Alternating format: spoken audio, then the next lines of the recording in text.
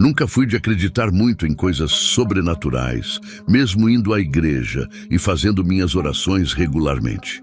Minha filha estava tentando entrar na faculdade de medicina, mas não estava conseguindo de jeito nenhum. Foi quando uma vizinha me contou sobre uma alma muito especial do cemitério São João Batista, dizendo que muitas pessoas conseguiam o que pediam depois de fazer promessas para ela.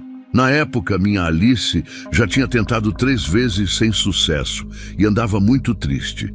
Passava as noites chorando no quarto.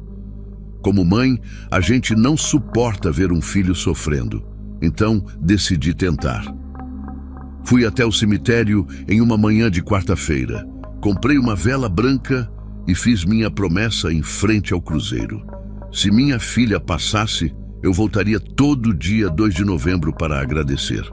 O tempo passou e quando o resultado do vestibular saiu, minha filha tinha conseguido a vaga.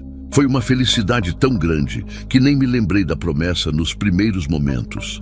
Mas quando chegou o dia de finados em 2023, fiz questão de cumprir minha palavra.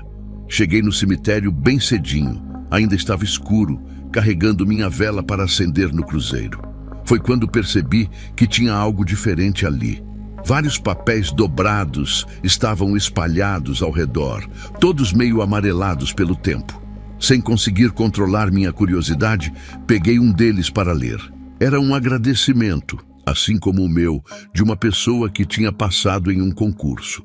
Li mais um e era outro agradecimento por um pedido atendido. Naquele momento comecei a sentir que havia algo muito estranho acontecendo naquele lugar. Comecei a tremer quando percebi que todos os bilhetes mencionavam a mesma coisa no final. Depois do agradecimento, as pessoas começaram a perceber coisas estranhas em casa. Falavam sobre barulhos de passos durante a noite e uma senhora de roupa branca que aparecia nos cantos dos cômodos. Alguns relatavam que ela ficava parada. Outros diziam que ela andava pela casa como se estivesse procurando alguma coisa.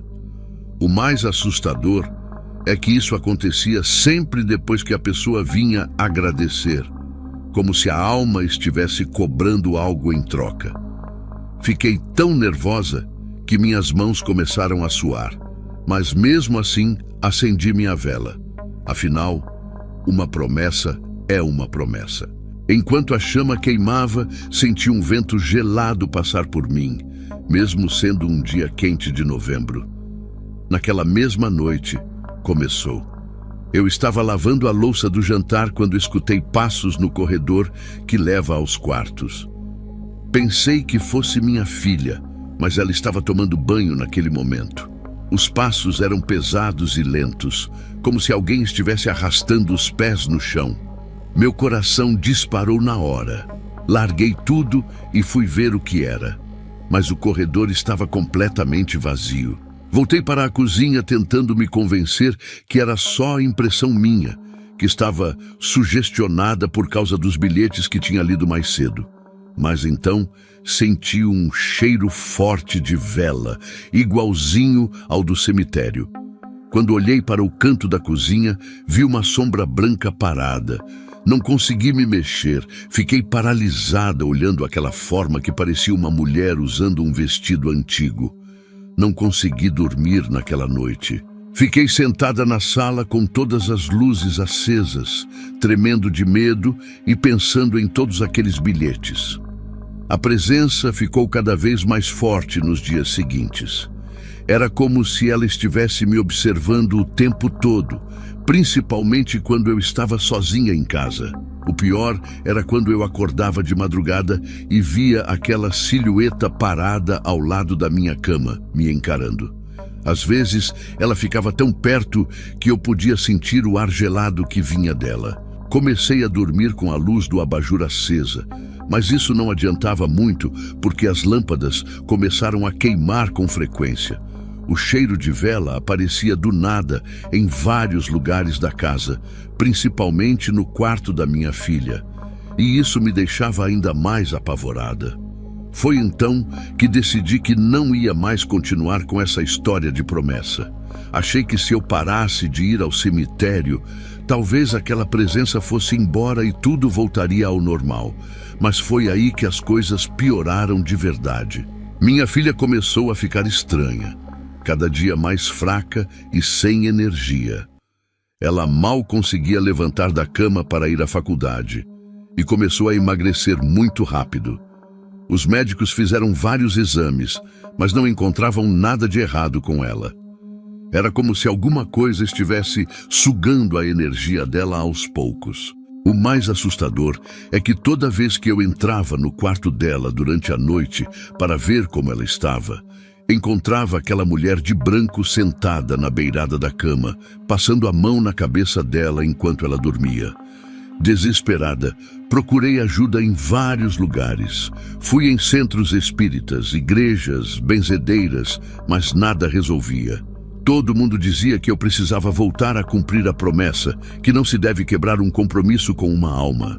Uma senhora mais experiente me explicou que quando fazemos uma promessa dessas, criamos uma espécie de ligação e que a alma não aceita ser abandonada depois.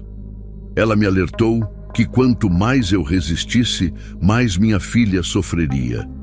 Me sentia encurralada, com muito medo do que poderia acontecer se eu continuasse me recusando a ir ao cemitério.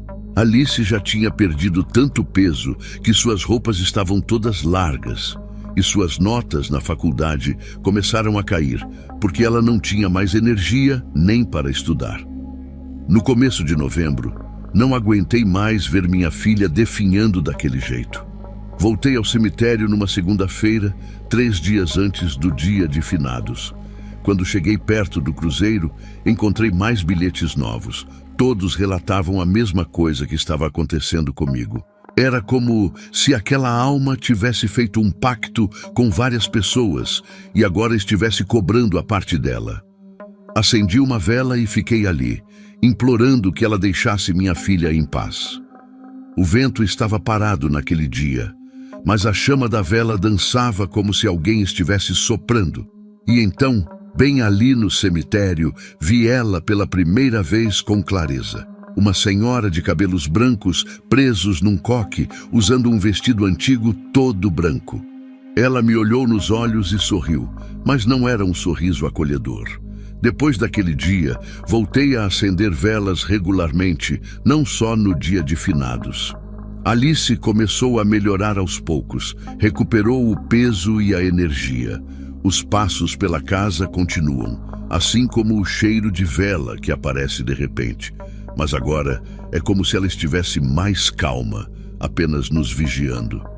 Às vezes, ainda a vejo parada em algum canto da casa ou sentada na cama da minha filha.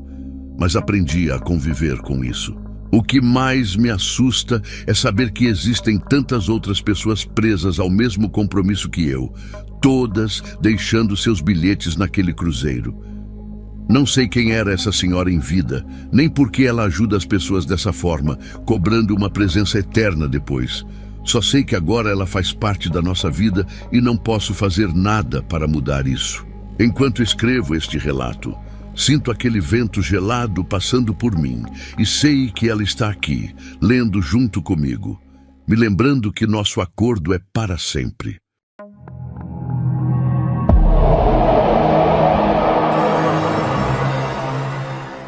Trabalho no cemitério São João Batista há quase 15 anos e nunca imaginei que passaria pelo que estou prestes a contar.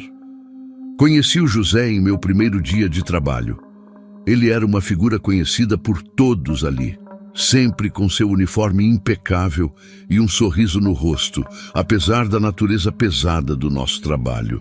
Todo fim de tarde, por volta das 17h30, ele tinha o costume de assobiar uma melodia antiga enquanto arrumava suas coisas para ir embora.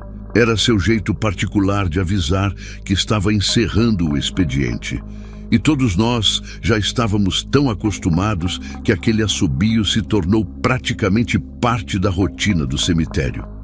Lembro até hoje do tom melancólico da música, algo que parecia saído de alguma antiga caixinha de música. A morte do José pegou todos de surpresa. Foi numa segunda-feira comum, Ele tinha acabado de completar 63 anos no fim de semana.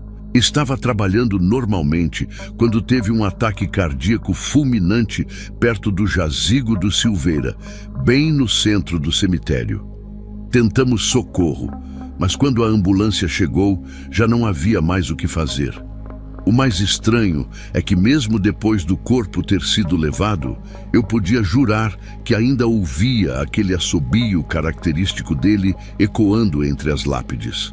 Na hora,